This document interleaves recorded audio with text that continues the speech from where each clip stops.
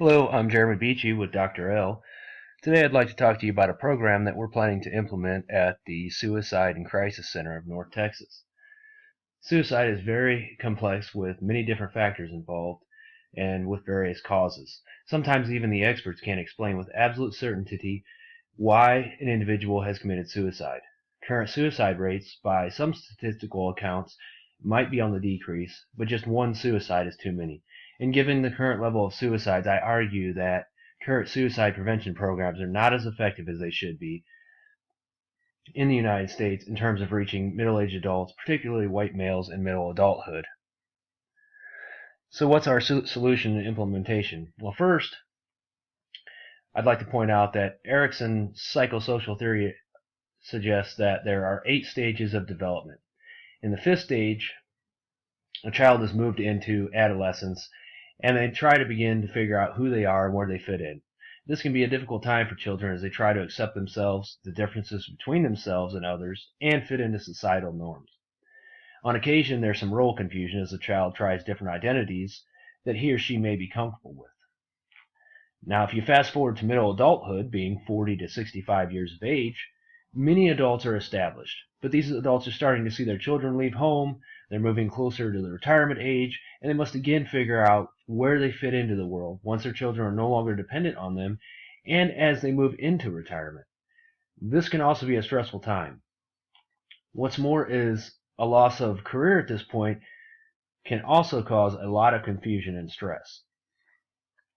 So our solution and implementation consists of reaching adolescents at school. We want to talk to them about suicide, what it means for them and their loved ones. We want to discuss the warning signs that they may see in themselves and others, and explain what help is available and why it's better to seek help for themselves or others than to ignore the warning signs. Further, we want to give them information to take home to discuss with their parents.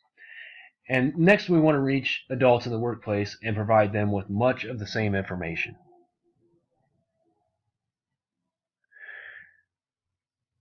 The Suicide and Crisis Center of North Texas has been in operation since 1968. It's overseen by a 28-member board of a diverse range of professions and also has a AAS certification. We currently provide and have experience in conducting in-service training to schools and businesses.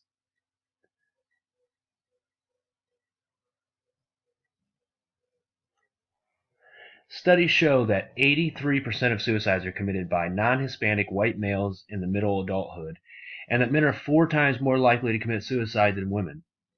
Other studies show that many people don't know how to identify warning signs of suicide in themselves and others. However, some studies show that even when warning signs are identified, some people are scared to seek help for themselves and others because of possible stigmas. The Garrett Lee Smith Memorial Youth Suicide Prevention Program has been implemented in various counties. A study on effectiveness noted a drop in suicide rates among the target age group of those counties that implemented this program, and no change in counties only looking at implementing this program. What's more important is that there was no change in the number of suicides outside of the targeted age group in those counties implementing the above-mentioned suicide prevention program.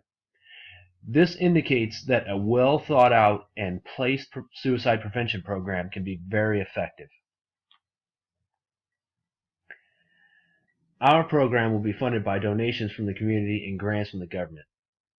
To ensure that all of the government-funded grants and community donations are being used to the full potential and to ensure the trust of the community that we serve, we intend to send out a short survey to those children and parents that have went through our program, as well as working adults that have gone through our program.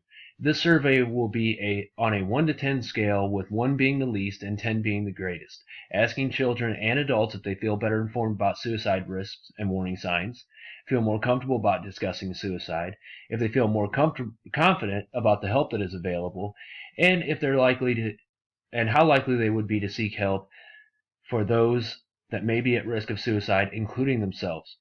Further, we want to monitor the number of future suicides and compare that rate with the number of suicides that were noted before our program was implemented. With this information, we can identify strengths and weaknesses within our program and use that information to make our program stronger and more effective. Our program is intended to be a long-term program without any foreseeable time limit.